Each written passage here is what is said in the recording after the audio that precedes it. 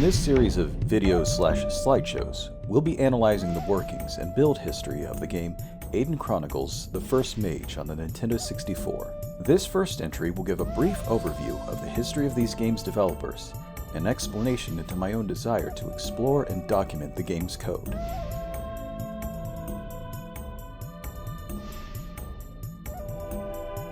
They first premiered in CES Winter 1995 with their title Fear, made for the Atari Jaguar. A few years later, it would be licensed to Nintendo and turned into Tetrisphere. As the name suggests, it is a block puzzle game like Tetris, but is notable for its spherical playing field and a hidden animation playable with a cheat code and holding down the reset button. The title was well received by reviewers, with the company reporting over 400,000 sales sold 6 months after the game's release. Their next release title would be The New Tetris, a proper version of Tetris once again released on the N64 in 1999. It was another block puzzle game that did well critically, but is perhaps better known for the lengthy rants left in the ROM by disgruntled programmers. Regardless, the game was received well, with many enjoying the music and aesthetic. This would be followed by Aidyn Chronicles in March 2001, the focus of this video series. One of the few RPGs released for the system late into the console's life. The reviews for the title were not as favorable as the past two releases. Many cited the pacing as far too slow for their liking, a sharp difficulty curve, especially early in the game, and with a party permadeath mechanic, choppy performance, and far too low polygon character models. Their last title would be The Flintstones: Big Trouble in Bedrock for the GBA in December 2001. It could be considered a more subtle release, as there are few reviews to find online, and those that exist were not very favorable to it. It was also around 2001 that the studio closed.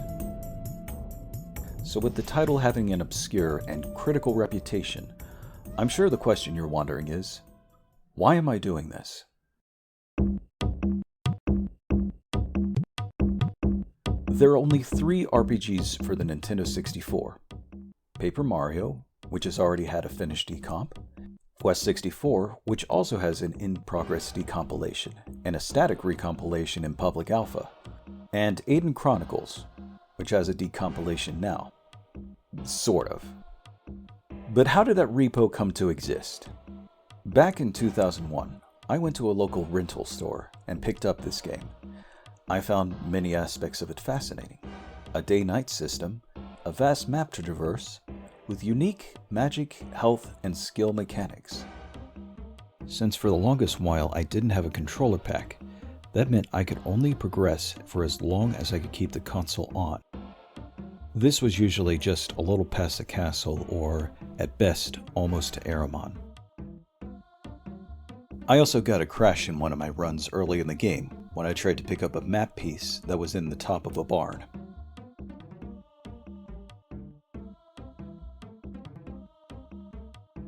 That was actually kind of funny. Fast forward to 2020, and I got curious again about the game. So I looked into hidden and unused content on the cutting room floor. There, I found a list of cheat codes, but half of them didn't work, and half of those would crash the game. I wanted to find out why. So, I downloaded Ghidra, put the ROM in it with the N64 loader extension, fixed the loader extension, analyzed the code affected by the GameShark cheat, injected machine code in runtime, and posted my findings on Reddit, only to find out later that the codes work fine from the game's character rename screen.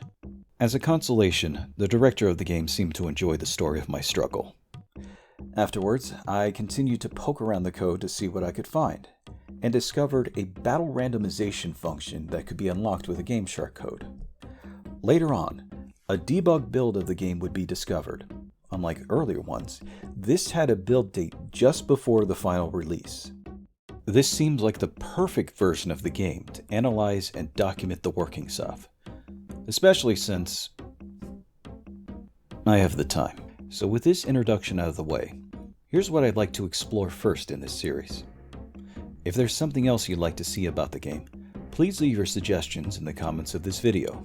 Thanks for watching, and I hope to see you in the next video, where we discuss the features enabled and disabled when using the expansion pack.